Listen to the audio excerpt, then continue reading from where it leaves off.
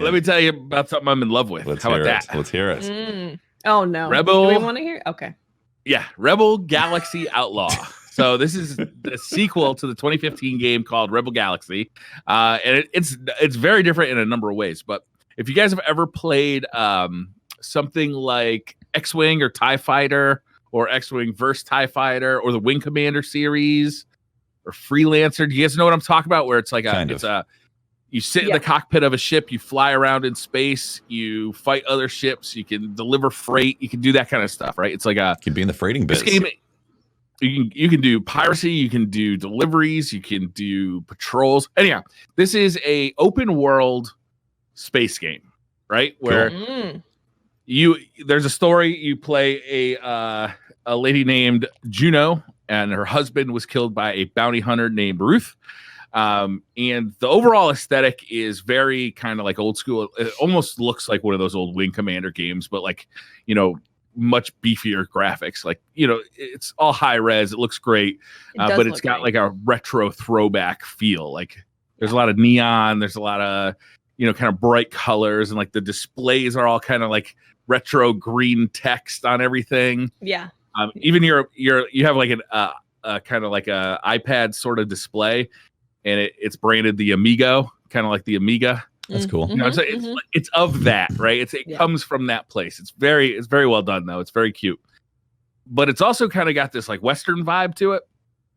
Very similar to Firefly. It gives me a strong Firefly kind of a feeling, especially with the music and in the sequel here in Outlaw.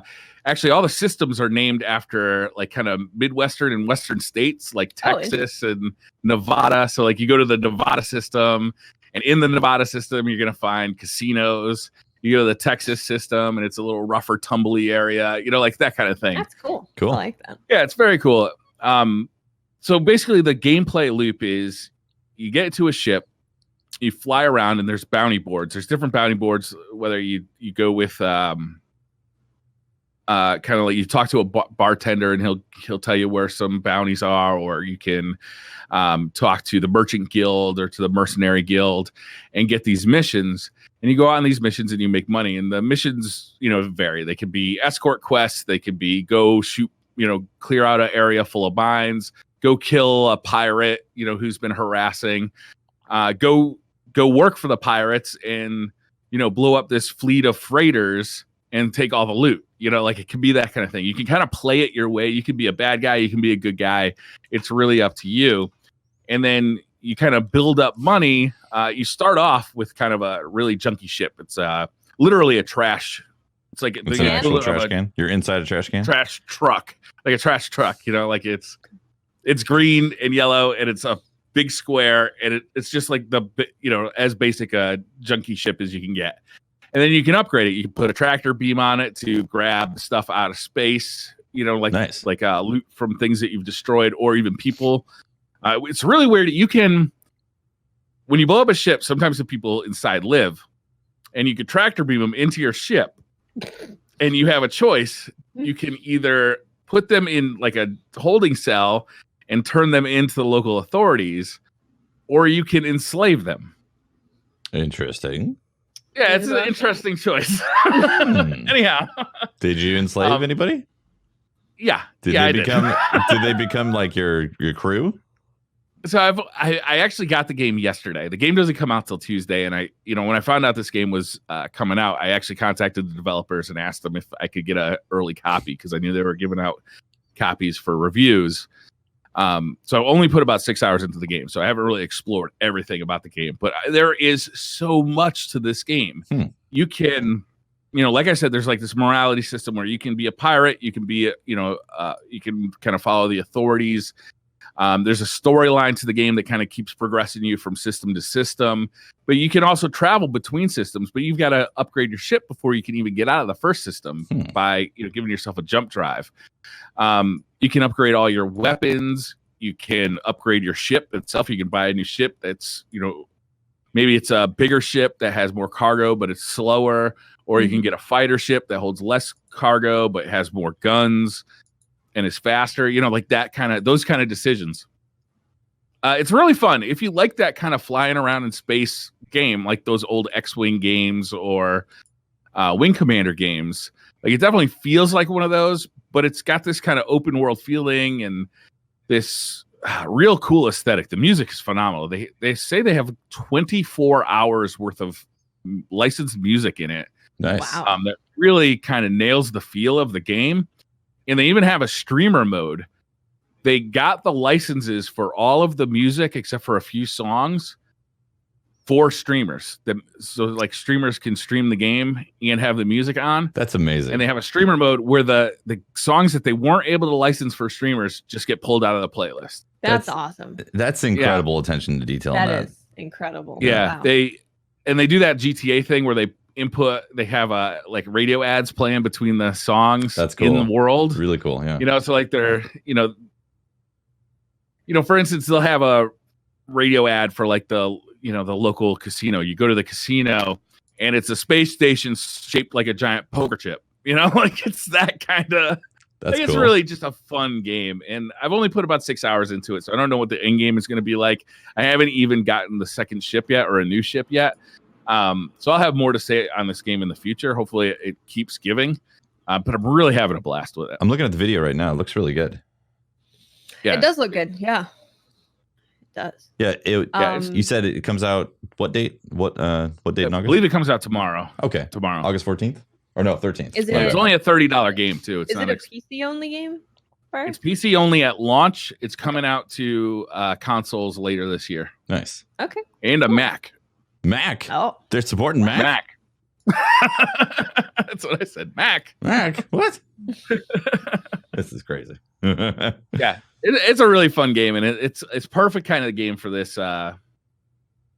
this kind of summer doldrum, because it's going to soak up the hours. Oh, yeah, but it's also really entertaining, and it really controls well with a controller. I was actually wondering, like, do I need to get a HOTAS for this, like a flight stick and a throttle control that mounts onto your desk? Yeah. And they're really clear, like up front in their advertising for this game, that no, it's really designed around using a controller. Just stick to the controller and you're fine. You can use the HOTAS if you really want to.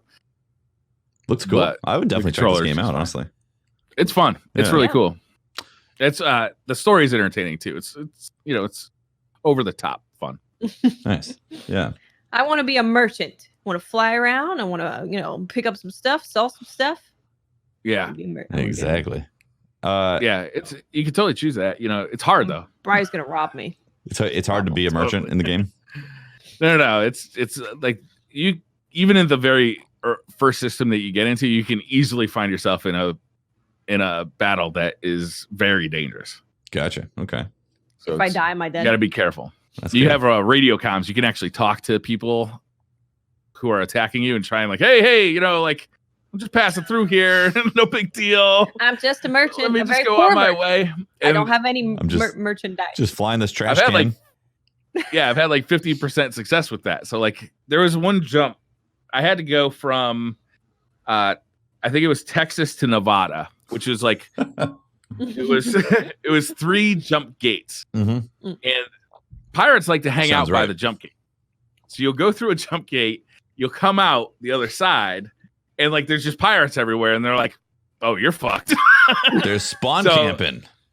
I went through the first one. I was able to fight my way through, and then I flew across space and got to the second one, and there were pirates there too. So I couldn't go through the jump gate with the pirates around, so I had to fight them off. So I go through the second one. Luckily, there are no pirates on the other side of the second one, but there were some on the third one. So I hit them up on the. I knew that if I fought these guys, I was dead because my ship had taken a ton of damage already. I'd already been in 2 like major fights. I knew that if I fought these guys, I was dead.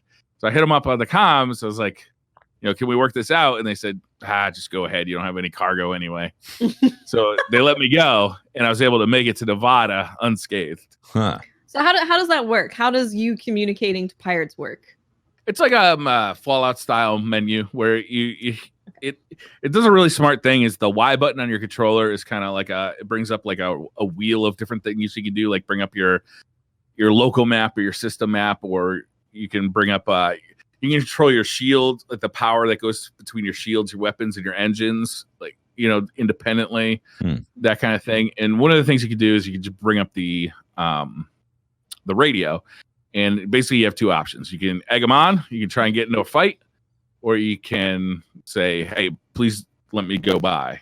And that's cool. Sometimes I think it seems to be like a dice roll, whether it's going to work out for you or not. But yeah, there's a little RNG in there. I could see that.